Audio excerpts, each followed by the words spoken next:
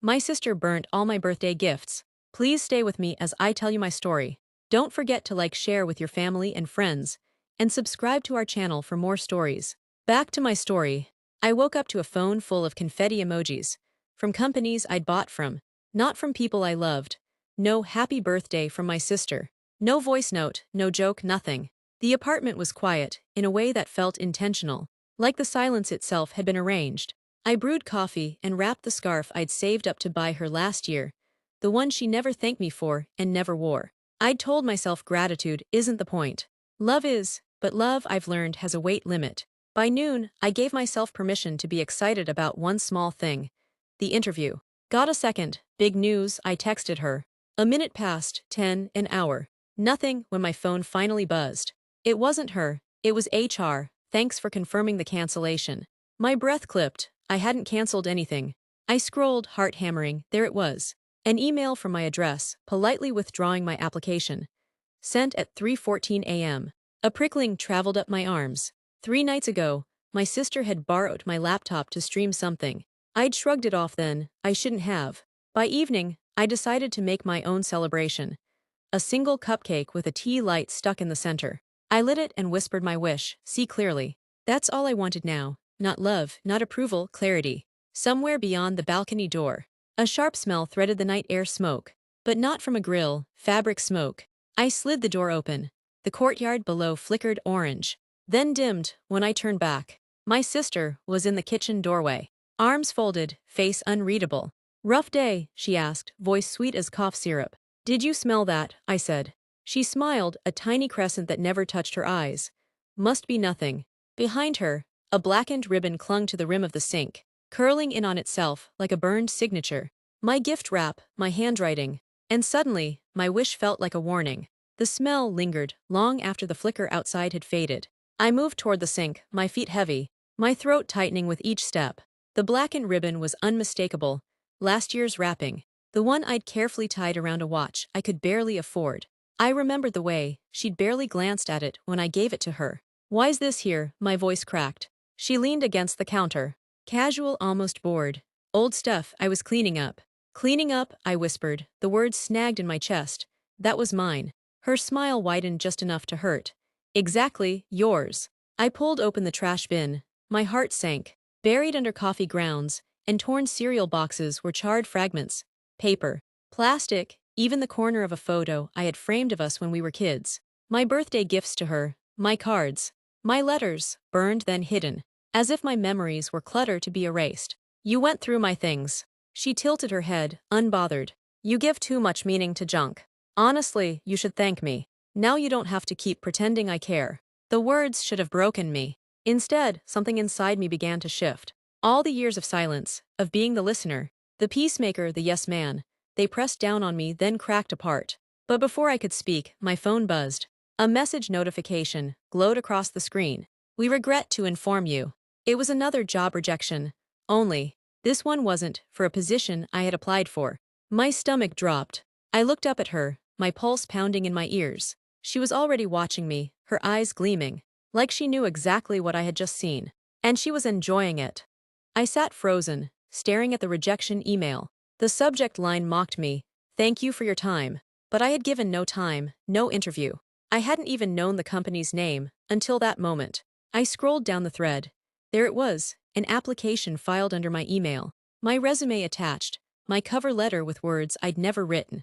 The writing felt familiar though. The clipped sentences, the smug tone, my sister's style. Something wrong? She asked, pretending to rinse a glass. The faucet hissed, like a cover for her amusement.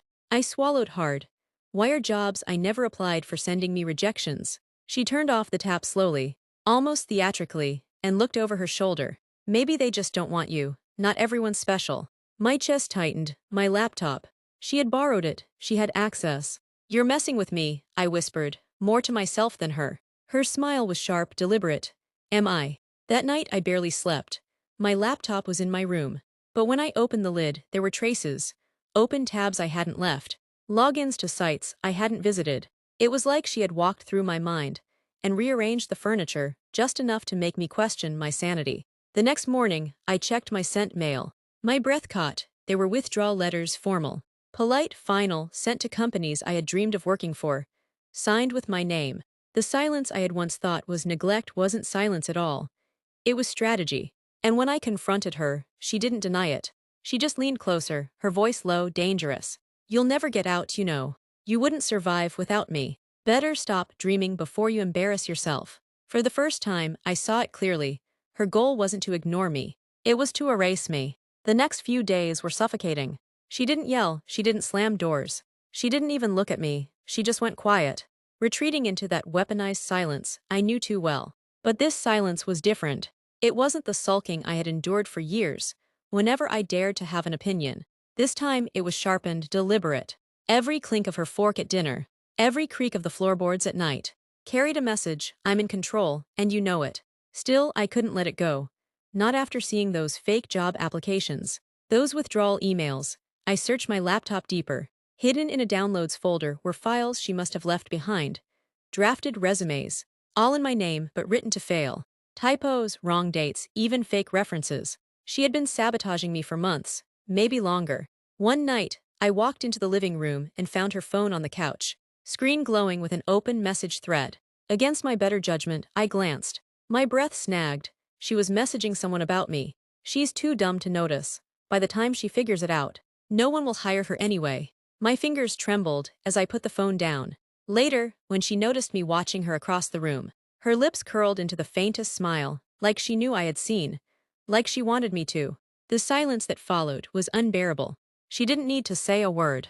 Her smirk told me everything. She was enjoying my unraveling. And the scariest part, I realized she wasn't just trying to keep me down. She was preparing to replace me. The smell of smoke came again, sharper this time, crawling under my door like an uninvited guest. I hesitated, every nerve in my body screaming not to look. But curiosity, or maybe survival, pushed me outside. In the backyard, the fire pit glowed faintly. The flames were low but steady, licking at scraps of fabric and paper. I stepped closer, my pulse thudding in my ears. On top of the embers lay something too familiar to mistake. The leather cover of my old journal. The one I had hidden in the back of my closet. Pages curled and blackened, words dissolving into ash. I gasped, reaching forward, but it was too late. Half of it was gone. Behind me, a voice cut through the night. Nostalgic, isn't it? I spun around. She was standing there, arms crossed, lit by the glow of the fire. No excuses this time. No feigned ignorance. Her face was calm, almost proud. You went through my room, I said, my throat raw. She shrugged. You shouldn't leave things lying around if you don't want people to find them. Those were mine, I whispered. They were weaknesses, she corrected. All those little secrets, all those thoughts.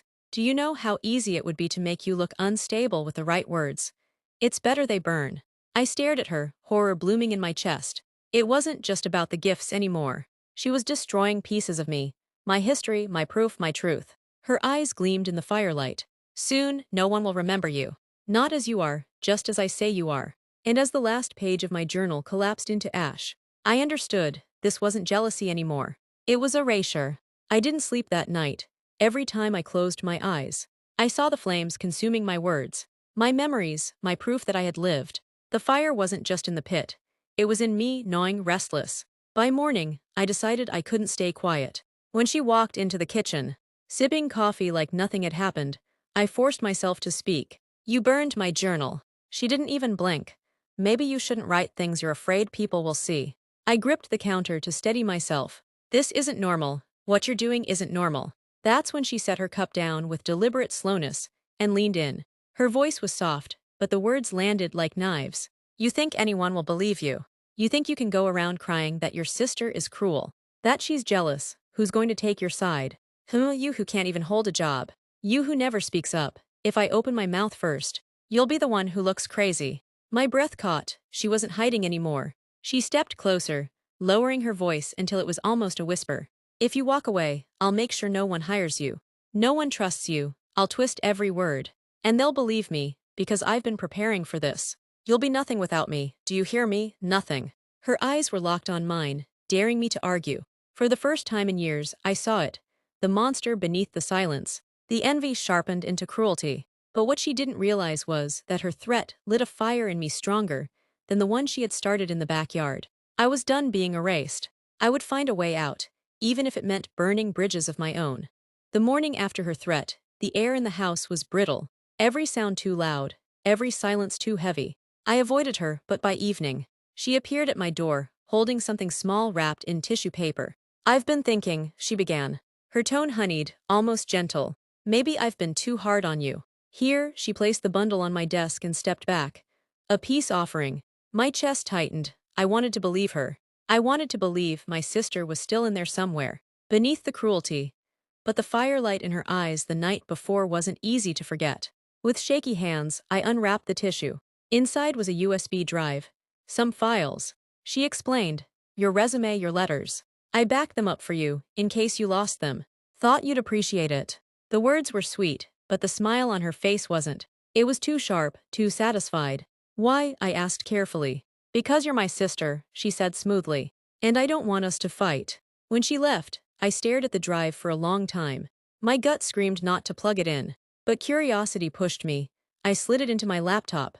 At first, the folders looked ordinary, documents with my name, my history, but as I opened them, dread pooled in my stomach. Fake emails, altered resumes, drafts of withdrawal letters all in my name, and then a folder titled simply, "Proof." Inside were screenshots of my journal pages, twisted with her commentary, lines taken out of context, framed to make me sound unstable, unhinged. My blood went cold. This wasn't an apology. It was a trap, and she wanted me to see it. I yanked the USB from my laptop, as if it had burned me. My chest heaved, my hands trembling, my pulse a hammer in my ears. The folder called Proof replayed in my head. Those weren't just files, they were weapons. I told myself I was overreacting, that maybe she hadn't shared them, but the pit in my stomach knew better. Later that week, the phone calls started. Friends I hadn't spoken to in months were suddenly curt. Distant, one even asked quietly, "Hey, are you okay? I heard you've been struggling." Struggling, the word was weighted, heavy, poisoned. By the third call, it was clear.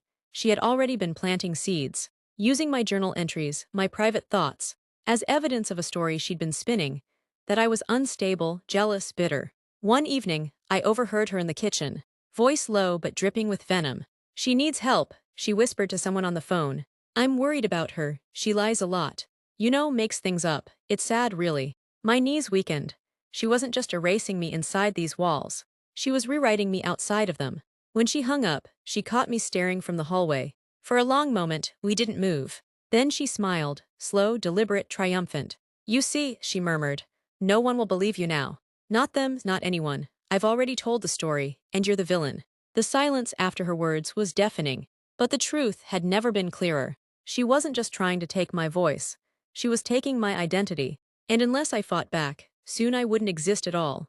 That night I sat on my bed, knees pulled to my chest, the USB still on my desk like a loaded gun. Every instinct screamed to destroy it, to end this nightmare before it spread further. But another voice whispered inside me, if I erased it, I'd lose the only evidence of what she was doing. For the first time in years, I thought about choosing myself, about leaving, about exposing her. I drafted emails to a trusted friend, attaching copies of the files, the forged resumes, the altered journal entries. My hands shook with every click, but I kept going. I wasn't her shadow anymore. If she wanted to fight, I would shine a light on the truth. But before I could hit send, my laptop pinged. A new message appeared at the top of my inbox. My blood froze. It was from her. Subject, proof she's lying. Body, forward this to anyone who doubts you. Don't say I didn't warn you. Attached were the same files, already sent, already prepared, twisted in ways I couldn't untangle. She had beaten me to it. She had sent them to my own contacts, using her carefully planted story as the foundation. A sudden pounding rattled my door. "Open it," her voice barked, no longer honeyed, no longer patient. "I know what you're doing in there." My chest tightened. She knew I had found enough to fight back. She knew I was done being her puppet. The handle twisted, once, twice. The door shuddered under her fists. "You'll regret this," she screamed. I backed away, heart pounding. For the first time, I realized this wouldn't end with silence, or burned gifts, or even poisoned reputations. This was war, and only one of us would walk away unbroken. The pounding at my door rattled the frame, each blow a reminder of how far things had gone. My sister wasn't hiding her malice anymore. The mask of family had slipped completely. What stood outside that door was an enemy. I pressed my back against the wall, my laptop clutched to my chest. She thought she had me cornered. She thought her lies, her silence, Her carefully twisted stories had already sealed my fate. But she had made one mistake: arrogance. In her obsession to control me, she had left a trail: timestamps, forged documents, emails sent from my account at hours when I was asleep. Evidence that didn't prove her narrative, but unraveled it. With trembling hands, I forwarded everything, not just to a friend this time, but to the company IT department, to HR managers, to people who could verify logins and activity. I hit send all with one decisive click. Her fists hammered harder. "You think they'll believe you?" she screamed. "I've already told them who you are. You're nothing without me." But as her words echoed through the hall, something inside me shifted.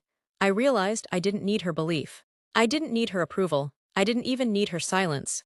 I needed freedom. When the banging stopped, I opened the door slowly. She stood there, wild-eyed, her lips curling into that cruel smile. But for once, I didn't flinch. I stepped past her, suitcase already packed, laptop in hand. "You burned my gifts, my memories. Even tried to burn me," I said. Voice steady, "But I don't burn as easily as you think." Her face twisted, but I didn't wait for her reply. That night, I walked away from the ashes she left behind. And for the first time in years, the fire was mine. Please don't forget to like, share your family and friends, and subscribe to our channel for more stories. Your support means a lot to us.